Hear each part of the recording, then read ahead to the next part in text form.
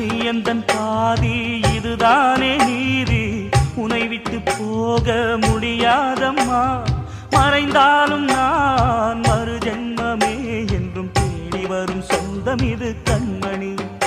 அதை தள்ளிவிட நியாயம் என்ன கண்மணி.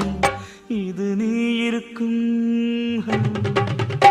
இது நீ இருக்கும் நெஞ்சமடி கண்மணி. இன்று யாரடிச்சு விம்முதடி கண்மணி. ஒரு வீடு கட்டி வச்சிருந்தேன் கண்மணி, அது வெட்ட வெளியாச்சுதடி